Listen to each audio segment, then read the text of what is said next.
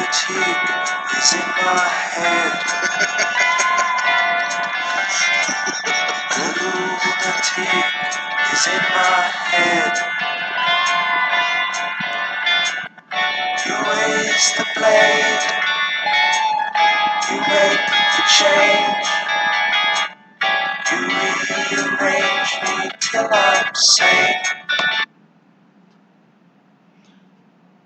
So, I want to take a look at Pink Floyd and answer the question, if I can, what makes them great rock group? And in particular, I want to look at the theme of Pink Floyd and madness, because I think it's something that runs through their best work, really, and really perhaps took them from a normal level onto, inspired them to produce material that was off the chart. So, first of all, if you take a look at Pink Floyd at the beginning, you would never really guess what they eventually evolved into, or perhaps some aspects of the later Pink Floyd is there, like the lengthy instrumentals without lyrics, the anonymity, the wish not to really be out there as pop stars usually are, the contentment with being part of a collective. These things were there from the beginning. However, the music is mostly very different. Syd Barrett, whenever you think of him as a songwriter, his guitar playing skills are certainly not to be compared with David Gilmour's. And if Barrett had stayed as part of the group, there's no way he could have played the sort of guitar parts that Gilmour did as time went on. Even Gilmour himself was not a finished article when he joined Pink Floyd, and of course he did develop. But anyone who listens to Barrett's solo albums really can see that his guitar playing is pretty basic compared to David Gilmour's. His songwriting, well, I don't know. It's very innocent, as people say. It's very English. It's a bit strange, a bit weird, and often his songs are kind of akin to childish nursery rhymes. While there may be an element of this kind of English quality in what Pink Floyd did later, but I would say they eventually changed out of all recognition. And perhaps one reason they did that was because Waters in particular, but the whole band to some extent, maybe David Gilmour was Barrett's closest friend from the band. The reason that they became so successful, one reason was that they didn't forget Syd Barrett, felt a certain amount of guilt about what had happened, were genuinely dismayed, and Waters in particular with his lyrics could not forget Syd, and continually these themes of madness keep coming up. So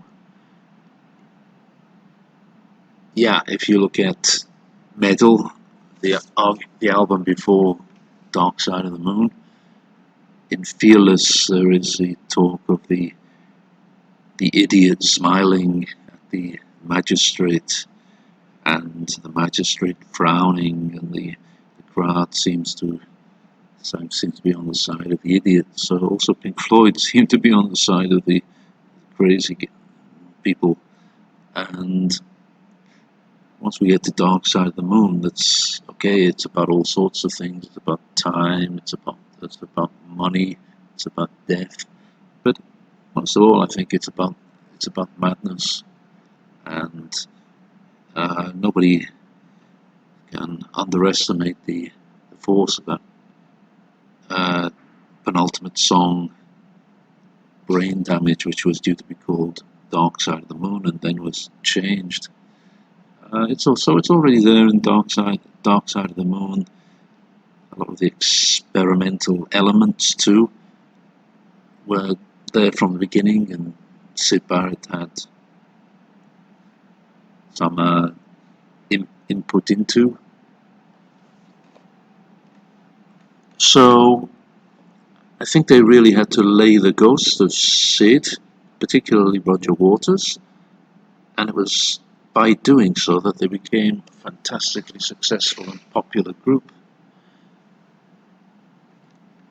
The next album after Dark Side of the Moon was Wish You Were Here, which was almost totally about Syd, or perhaps Welcome to the Machine and Have a Cigar, not so much, but the most memorable parts of the album, Shine On You Crazy Diamond and Wish You Were Here, are about Syd, I would say. And yeah, so again, the band struggling to come to terms with its past and with the lunacy of its founding member, creates great music. That rolls on, and there's a lot of Syd in the Wall as well. Perhaps I'm missing out Animals, perhaps maybe not so much in Animals, but except to the extent that in Water's eyes, perhaps the whole world is mad because it believes in things which he feels are anti-human. So that there is that element of bringing the personal with the personal situation together with the public one. Waters suffered through Syd Barrett's illness, and it created guilt on his part, which also produced his lyrics and the music.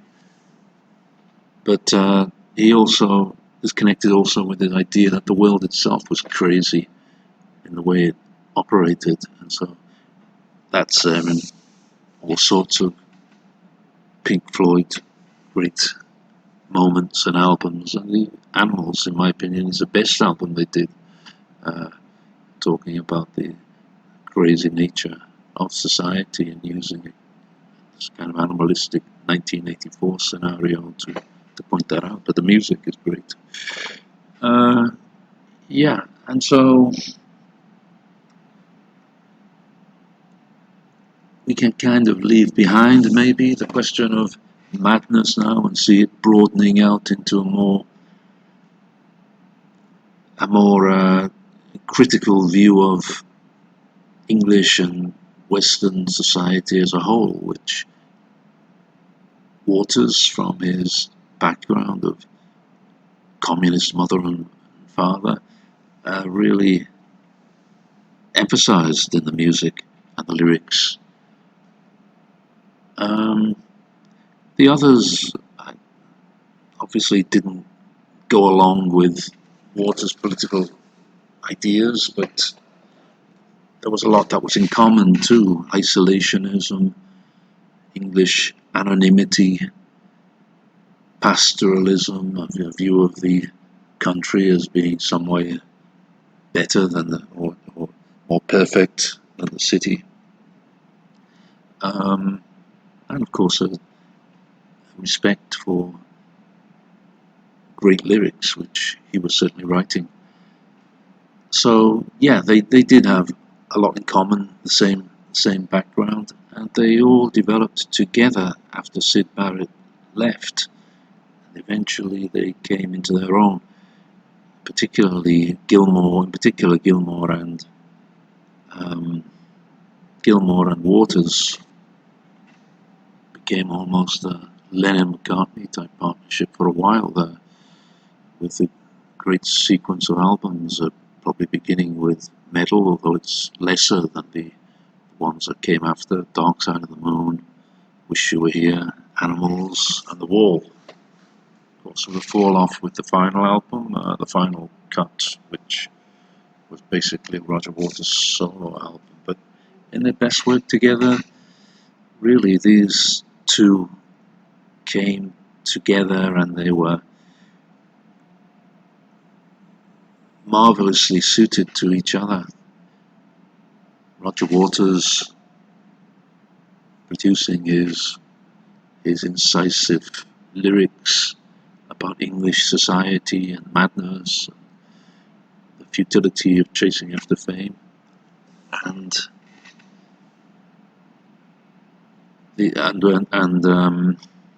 David Gilmour, who was never the most expressive of individuals verbally, expressed himself through his guitar. So he really brought to life sonically a lot of Waters' ideas, and Waters' lyrics enhanced many of Gilmour's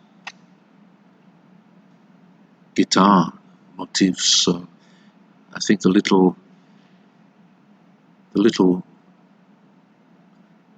piece Gilmour came up with for Wish You Were Here probably would never have developed into the song it was without Waters. And similarly with Comfortably Numb, it was really Waters who shaped these songs, I think, mostly. Although, can't underestimate Gilmour's contribution. They wouldn't be the same without that either. And of course, Gilmour is the better performer and singer. So yeah, Richard Wright. That's somebody said that his keyboards knit together the whole sound, and yeah, they cannot be underestimated either. He developed too, and he saw what Gilmour and Waters were doing, and he really contributed a lot to the final sound. He got used to the way they were working and understood the manner in which he could enhance what they were doing, and so he did. The circular, almost circus-like movements of the keyboards on Animals is highly memorable. Although there are so many moments, and yeah, Nick Mason on the drums. So many people have said he's perfect drummer for Pink Floyd. He may not be the greatest drummer of all time, but he's like Ringo Starr, who perfectly understood the Beatles' music. Nick Mason perfectly understood what the other members of the band were doing, and provided exactly the percussive elements that were necessary for it. So they were, yeah, a neat foursome that fitted together very, very well, and both Gilmour and Waters early on came up with these sonic ideas where the music would be enhanced by sound effects and all sorts of strange noises and sounds and conversations. That's something that continued even after Waters left the group. Gilmour, I think, continued it. Yeah, and they really do enhance the music. From the beginning, Pink Floyd was an experimental group, and they were never scared to let the music flow and to not bother if there were any lyrics or not, and just jam and see what happened. And yeah, that was from the beginning, and even after Syd Barrett left, it continued in the subsequent albums: Saucer Full of Secrets, Atom Heart, Mother, which often isn't really given its full worth. I think it's maybe flawed in some ways, but it works pretty well. The 23-minute soundtrack to an epic movie that never was, and typical Pink Floyd, just going off in directions where no one else had trod before. They were not entirely sure what they were doing themselves. Yeah, it's just amazing that it became so big. There was a certain amount of synchronicity about it, and karma, no doubt. Nobody knew or could have known that Waters would have gone from being terrified at Syd Barrett's absence to discovering himself as such a superb lyricist. For he needed these themes, Barrett's madness, and after that, looking back at his own childhood and the war and so on and so forth, to really express himself lyrically. Eventually, there was a certain amount of deja vu about it, and maybe the unique perspective he had, which combined personal experience with a view of the world, could not sustain itself for forever, and perhaps he began to lose popularity when he went solo. Of course, David Gilmour and the others continued with the name Pink Floyd, much to Waters' dismay. But the post-final cut Pink Floyd was never the same. And although there were a few good songs, and David Gilmour is a fine writer himself, he definitely had a few good songs. But these post-Waters Pink Floyd albums were never really Pink Floyd albums. They were David Gilmour solo albums, and as such, definitely had their good moments, but they could not touch what had gone before. I always liked Learning to Fly from a momentary lapse of reason. That really sounds like classic Floyd. I liked High Hopes too from the Division Bell, but the lyrics are like a parody of Roger Waters' lyrics, kind of verbal diarrhea, and they don't really go anywhere and don't mean much. But the music is great on those two songs. So no chance of them ever getting together again. Well, Richard Wright is dead now, so Syd Barrett's dead too, so I don't think anybody's particularly pressing for the remaining three to do anything together again.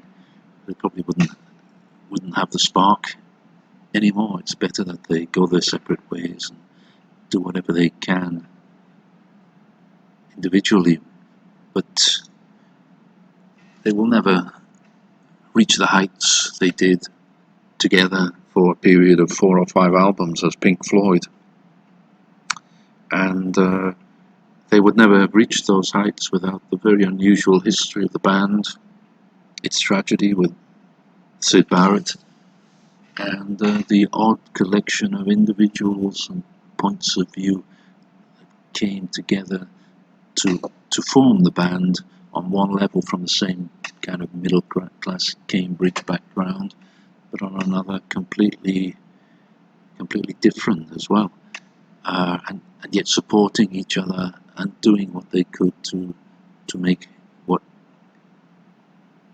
each member of the band came up with sound good.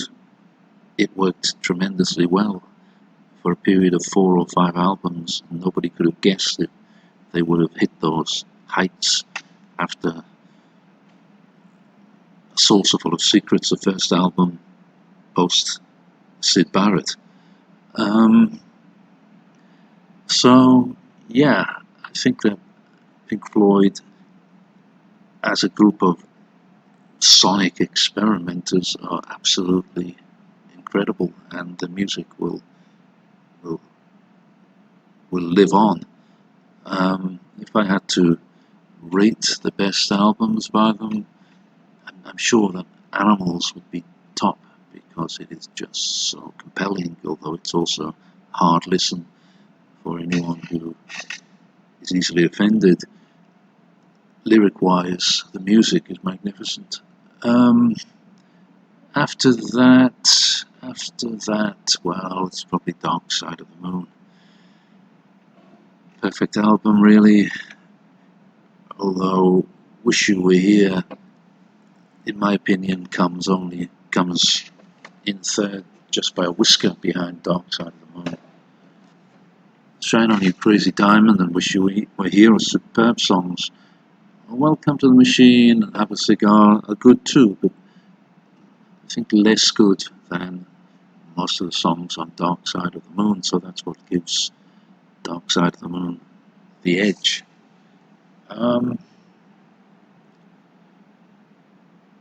Yeah, so that's really, and The Wall would be my fourth choice of those four greatest albums by Pink Floyd. It's a fine LP, or double LP, but it's a bit too much of an extended concept for me, with going through all the different stages of Pink's life, and Pink an obvious doppelganger for Roger Waters.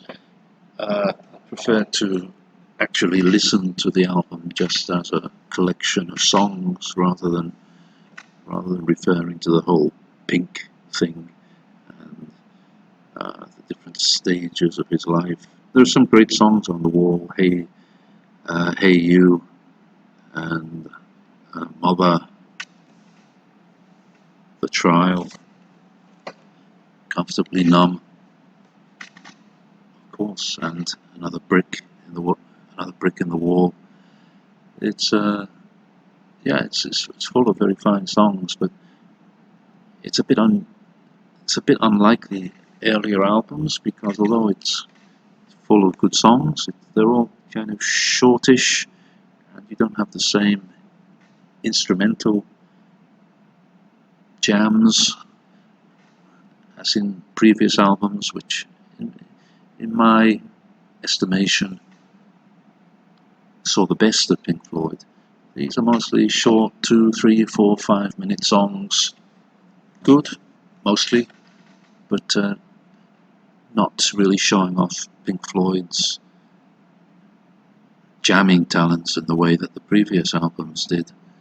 And like I say, the extended story about Pink and his problems, I don't really find tremendously interesting. But just listen to it as a series of very, very good short songs, and it's one of the best double albums ever made. So yeah, that's 4, and Metal would be 5, and you can do what you like with the rest of them. The first album, Piper at the Gates of Dawn, Syd Barrett. Yeah, that was interesting, but by no means can it touch the great albums. I like Barrett's 2 singles, which never appeared on the Piper at the Gates of Dawn, Arnold Lane and See Emily Play. Especially Arnold Lane. These don't get much playtime anymore, but they were highly original songs, and you can see some elements of later Pink Floyd in those singles, even in the video, the weird video that accompanies particularly Arnold Lane, with the strange ideas and the strange ideas and the ladies' masks, which anonymously cover the faces of the band, is looking forward to the anonymity of a band in the future that really hated to put themselves on the cover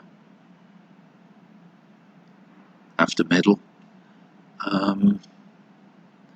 So there are elements from the beginning that were there later on, but nobody could have guessed that those early albums, Piper at the Gates of Dawn, Source of Secrets, were going to lead on eventually to the magnificent masterpieces that did come along. So yeah, Pink Floyd will always be a phenomenon, and they're particularly fascinating because, unlike with most great bands, the members did kind of remained so anonymous for so long. I suppose most people know David Gilmour and Roger Waters pretty well now, especially David Gilmour probably. But for long periods of time when Pink Floyd was so popular, it was very difficult to say who were the members of Pink Floyd, what did they do, how did they make their music. They were a mystery, really. And to some extent, they still are. And that's one of the elements of Pink Floyd that we like best. So, yeah, I think that's about all I really have to say about Pink Floyd. So, right now, I've greatly enjoyed their music over the years, and I hope I still have time to get a lot more enjoyment from it as well.